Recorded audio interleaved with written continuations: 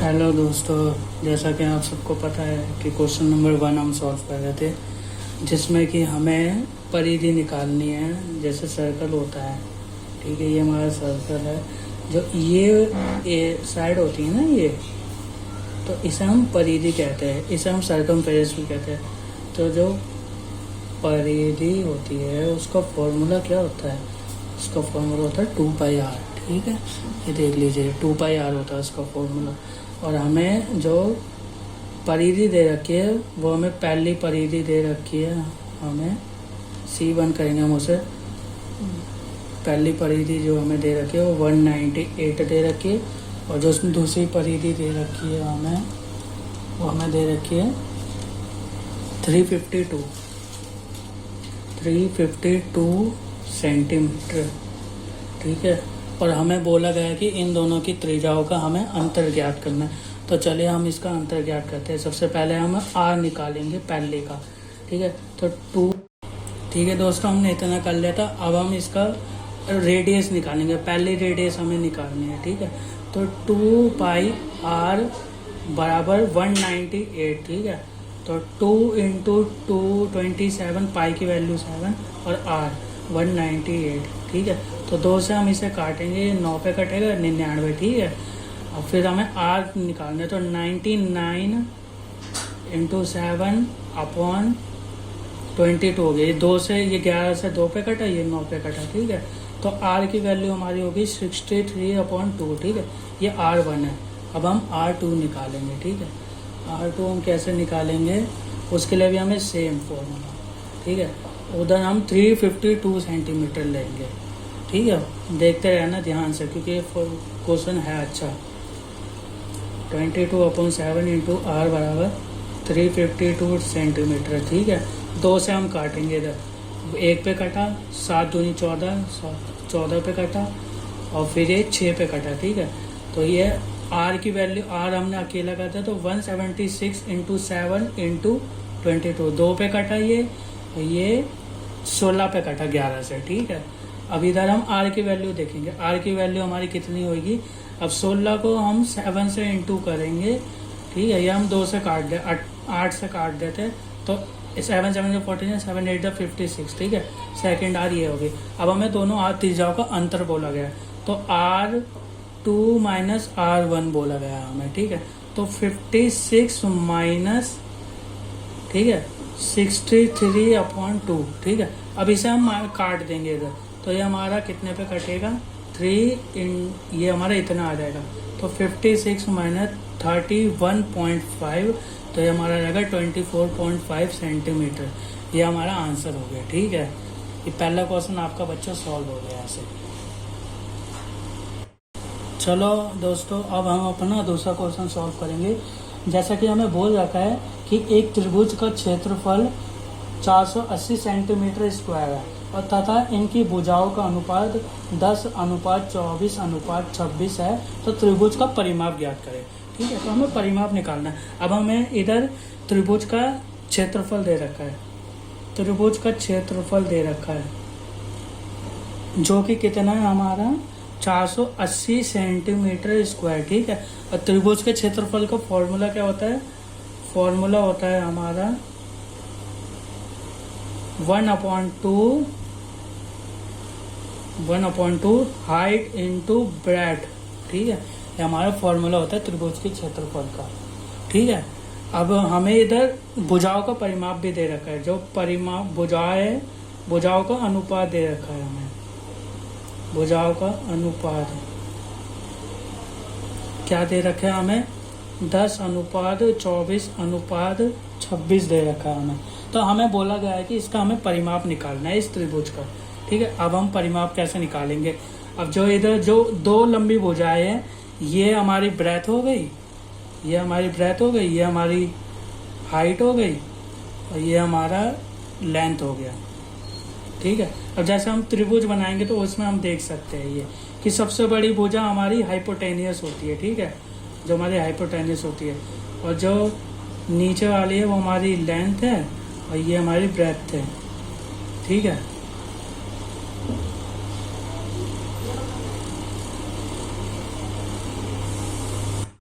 यहाँ तक हमने कर लिया था कि ये हमारी लेंथ है, ये हमारी ब्रेथ है, ये हमारी हाइपोटेन्यूज है। ठीक है, अब हमें इधर एरिया निकालना है हमें त्रिभुज का। तो 1/2, अब इधर हम 10x मान लेंगे इसे और 24x मान लेंगे, और हमें त्रिभुज का क्षेत्रफल दे रखा है, कितना दे रखा है, 480। ठीक है, अब हम यहाँ से हम अपना x का मान निकाल लेंगे। ठीक है, अब ये हमारा कितना हो गया, 240x हो गया, और ये 2 से कटा है इधर। ठीक है, और ये 480 सेंटीमीटर स्क्वायर है, स्क्वायर रहने दो, ये 2 से कटा है, ये 112 हो गया। ठीक है, 120 हो गया, 120 एक्स स्क्वायर हो गया ये। ठीक है, क्योंकि एक्स एक्स इंटू हो गया, ये 480। ठीक है, अब ये यहाँ से कटेगा, ये कितने पे कटा है, यहाँ से 4 से, तो x का मान कितना आ गया, 2 आ गया हमारा, x का मान 2 आ गया। ठीक है बच्चों, अब हम आगे देखेंगे इसके। अब हमें बोला गया हमें परिमाप निकालना है, तो परिमाप हम कैसे निकालेंगे, जितनी भुजा जो हमें अनुपात दे रखा है, ये जैसे 10 अनुपात है, 24 अनुपात है, और ये 26 अनुपात है। ठीक है, 26x 24x 10x। अब इधर हम 2 से गुणा करेंगे सबको, 24 इंटू 2 इंटू 26 इंटू 2। ठीक है, ये 20 हो गया, ये 24 दूनी 48, और ये 26 दूनी 12 52। ठीक है, अब इन सबको हम जोड़ेंगे तो हमारा 120 सेंटीमीटर आएगा, जो कि आपका परिमाप है। ठीक है दोस्तों, देखो ये इतना इजी क्वेश्चन है, ये ऐसे सॉल्व होगा। ठीक है,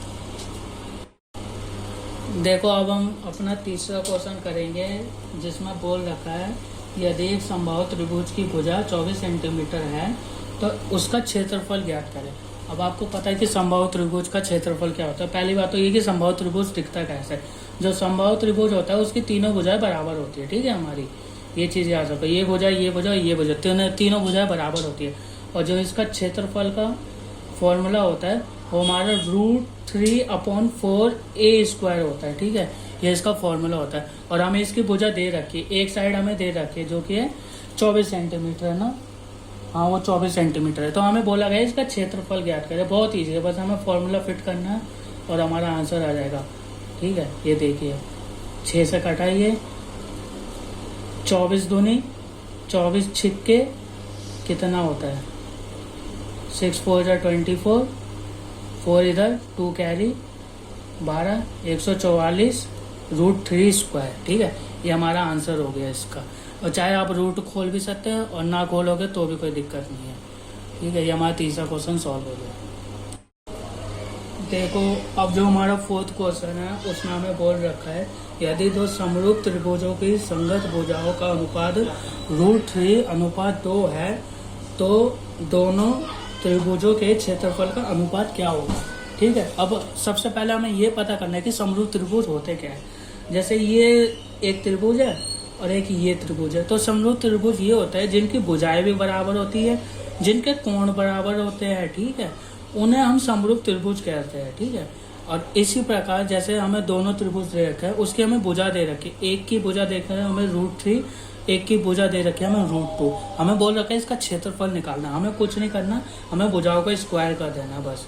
भुजाओं का स्क्वायर करोगे तो 3√3/2 होगा, ये हमारा आंसर है। बस सिंपल सा है।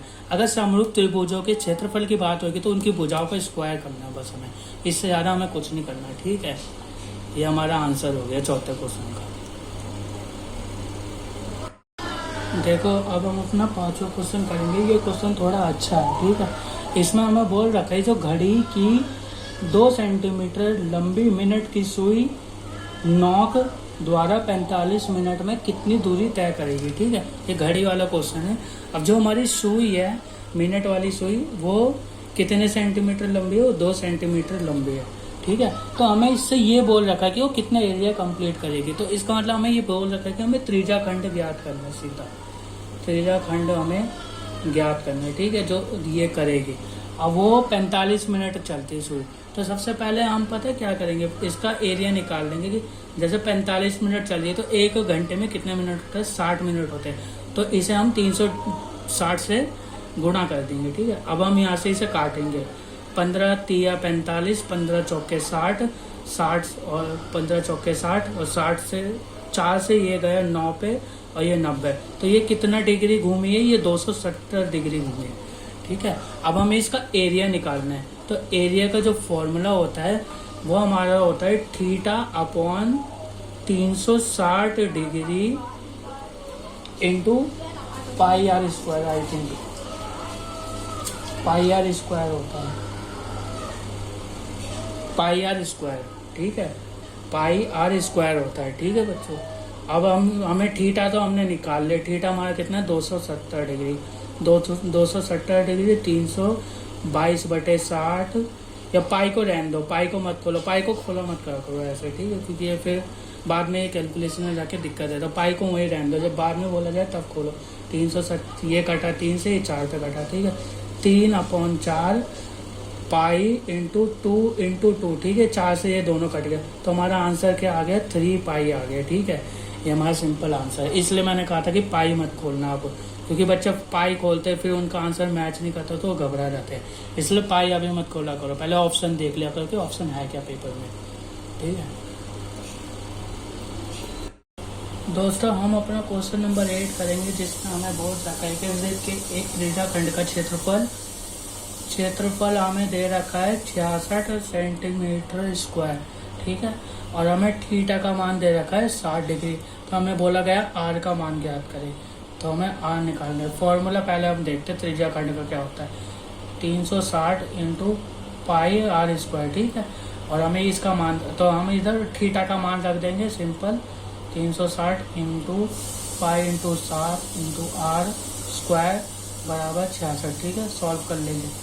6 पे 1/6 इंटू 22/7, यहाँ से 22 से 3 पे कट जाएगा, ठीक है, तो ये इंटू आर स्क्वायर बराबर 3, ठीक है, तो ये हमारा कितना हो गया 42 इंटू आर स्क्वायर बराबर 3, तो आर स्क्वायर आर का दिया 3 इंटू 42, ठीक है। अब इधर हम देखेंगे, इसे रूट खोलेंगे, 3 इंटू 3 इंटू 14, 14 3 42, ठीक है, तो 3 बार आ गया, 14 अंदर रह गया, तो हमारा ये आंसर हो गया, ठीक है। हमारा रेडियस हमारे होगी 3 इंटू 14, ये देख लीजिए कैसे हुआ है, ठीक।